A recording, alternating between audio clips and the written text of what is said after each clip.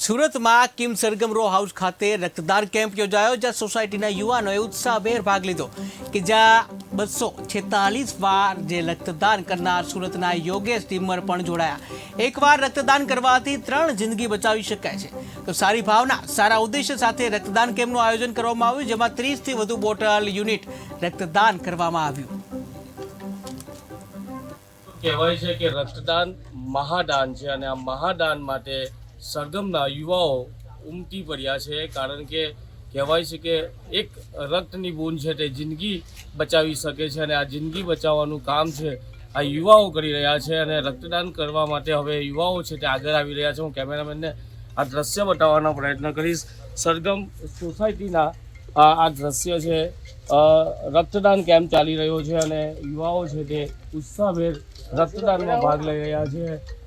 સોસાયટીના જે રહીશો છે છેલ્લા 2 વર્ષથી આ રક્તદાન કેમ્પનું આયોજન કરતા હોય છે અને આ રક્તદાનને કારણે કહેવાય છે કે ઇમરજન્સીમાં જ્યારે બ્લડની જરૂર હોય છે ત્યારે યુવાઓ દ્વારા કરવામાં આવેલું રક્તદાન કોઈની જિંદગી બચાવી દે છે અને એક પુણ્યનું કામ આ યુવાઓ કરવા જઈ રહ્યા છે।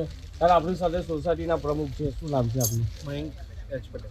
મયંકભાઈ, જે રીતે આ રક્તદાન જે ચાલી રહ્યું છે, કેટલા સમયથી આપ આ કરી રહ્યા છો અને શું યુવાઓને મેસેજ આપશો? સરગમ હાઉસ આયોજિત બ્લડ ડોનેટ કેમ્પ રાખેલ છે। વધુમાં જણાવવાનું કે અમે છેલ્લા 3 વર્ષથી આ પ્રોગ્રામો કરીએ છીએ। દર વર્ષે પ્રોગ્રામો સારી રીતે સક્સેસ જાય છે।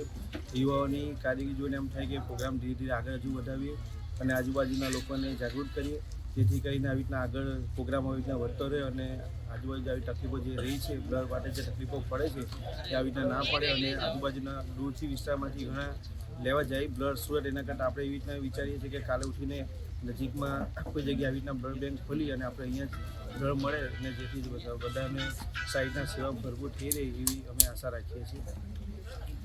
સામાન્ય રીતે એવું કહેવાય છે કે ઇમરજન્સીમાં જ્યારે દર્દીને બ્લડની જરૂર હોય છે ત્યારે આ યુવાઓ દ્વારા જે રક્તદાન કરવામાં આવ્યું હોય છે અને તે સરદાર બ્લડ બેંક સિવાય અનેક આવી બ્લડ બેંકો સુરતમાં કાર્યરત છે, ત્યારે એમની પાસેથી ઇમરજન્સીમાં બ્લડ મળી જતું હોય છે અને કોઈની જિંદગી બચી જતી હોય છે। હું કેમેરામેનને આ દ્રશ્ય બતાવવાનો કહીશ કે જે રીતે સરદાર બ્લડ બેંકના જે કર્મચારીઓ છે હાલ કામગીરી કરી રહ્યા છે, સવારથી રક્તદાન ચાલી રહ્યું છે અને રક્તદાન કરવા માટે જે યુવાઓ છે તે રક્તદાન કર્યું છે તેઓને સન્માનપત્ર પણ આપવામાં આવ્યું છે। અને ખાસ સૌથી મોટી વાત છે કે અત્યાર સુધીમાં સૌથી વધુ બ્લડ ડોનેટ કરનાર આપણી પાસે વ્યક્તિ છે, આપણે એમની સાથે વાત કરવામાં આવી। આપ સતત યુવાઓ માટે પ્રેરણારૂપ છો અને સતત આપ રક્તદાન કરી રહ્યા છો, કેટલી વાર રક્તદાન કર્યું છે અને શું કહેશો?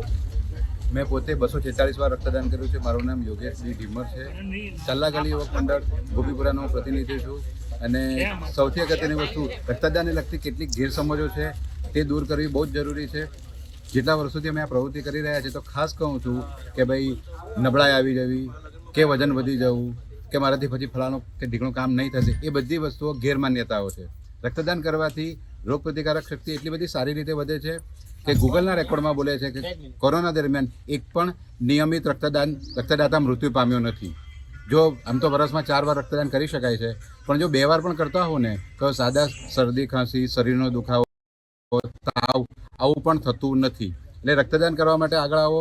આ અહીંયા જે સરગમ રો હાઉસમાં જે આ માનવતાનો ત્રીજો પ્રયત્ન છે, શિબિર બહુ સારી રીતે ચાલી રહ્યો છે। તો રક્તદાન એટલા માટે કરવું જરૂરી છે કે રક્તનો કોઈ વિકલ્પ કારખાનામાં કે લેબોરેટરીમાં ઉપલબ્ધ નથી। ફક્ત ને ફક્ત માનવ રક્ત દ્વારા જ બીજા એક દર્દીનું જીવન બચાવી શકાય છે। હા, એક ખાસ વસ્તુ, એક વ્યક્તિ રક્તદાન કરે તો 3 અલગ અલગ દર્દીઓનું જીવન બચી શકે છે।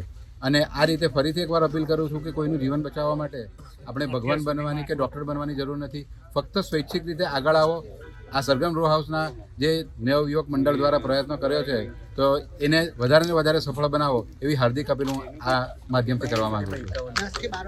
એક વ્યક્તિ દ્વારા રક્તદાન કરવામાં આવે છે, 3 જિંદગી બચાવી શકાય છે અને ભારત જેવા વિશાળ આ દેશની અંદર જ્યારે દુનિયામાં કોઈ પણ આપતકાલીન જ્યારે કોઈ દુર્ઘટના સર્જાતી હોય છે ત્યારે સૌથી વધુ રક્તદાન માટેના કેમ્પો છે તે આ દેશમાં થાય છે, પરંતુ આ હવે તો ધીમે ધીમે લોકોમાં જાગૃતિ આવી છે અને આ રક્તદાન જે કેમ્પ છે તે હવે યોજાતા હોય છે અને આ ઉપયોગી છે।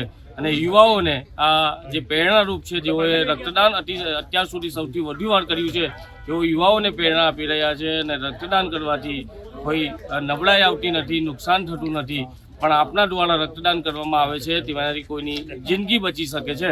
Kiransinh Gohil, KTV news, Surat. દર વર્ષે સરગમ રો હાઉસમાં રક્તદાન શિબિરનું આયોજન કરીએ છીએ. અમારા સરગમના યુવાનો થકી અને આજુબાજુના વિસ્તારના થકી અમે આજનું આયોજન કર્યું છે. તો આજુબાજુના લોકોનો પણ સહકાર મળ્યો છે અને સરદાર બ્લડ બેંકનું ખૂબ જ સુંદર આયોજન છે કે એમનો ખૂબ સહકારના હિસાબે અમે વધુમાં વધુ બ્લડ યુનિટ એકત્રિત કરવાનું ટ્રાય કરીએ છીએ. ચાલા ગલી યુવક મંડળના પ્રતિનિધિ તરીકે અહીંયા રક્તદાન આયોજન કરેલું છે. મેં પોતે કુલ 246માં રક્તદાન મેં કરી દીધેલું છે. અને સૌથી અગત્યની વસ્તુ એ છે કે મારા કારણે પ્રેરિત થઈને 1000થી વધારે લોકોએ પોતાની જિંદગીનું પ્રથમ રક્તદાન કરેલું હતું. અહીંયા સરગમ રો હાઉસમાં અમારો આ સતત 3જો રક્તદાન શિબિર છે. અહીંના તમામ સભ્યોનો સરસ મજાનો ઉત્સાહ અને એ લોકોનો આનંદ ખરેખર એટલો સારો હોય છે કે અમે લોકો વારંવાર અહીંયા રક્તદાન શિબિરનું આયોજન કરતા જ રહીશું. 3 રક્તદાન શિબિર પૈકી નિયમિત રીતે એટલે લગભગ 7ની નજીક રક્તદાન થાય છે. આ તબક્કે હું ચોક્કસ કહેવા માંગીશ કે રક્તની બનાવટ એ લેબોરેટરીમાં કે કારખાનામાં થઈ શકતી નથી. તો દરેક સ્વૈચ્છિક રક્તદાતાઓ પોતાની રીતે આગળ આવીને રક્તદાન કરતા રહે. એક રક્તદાતા 3 જણનું જીવન બચાવી શકે છે. તો અહીંના જે તમામ આયોજકો છે એ લોકો વતી હું તમને લોકોને અપીલ કરું છું કે મહેરબાની કરીને તમે આગળ આવો. અને લોકોની જિંદગી બચાવવા માટે આપણે ભગવાન બનવાનું કે ડૉક્ટર બનવાનું જરૂરી નથી. ફક્ત સ્વૈચ્છિક રક્તદાન દ્વારા જ 3 જિંદગી બચાવવાનો મોકો આજે ભગવાને તમને આપેલો છે. આગળ આવો અને સરગમ રો હાઉસના આ રક્તદાન શિબિરમાં અમારી સાથે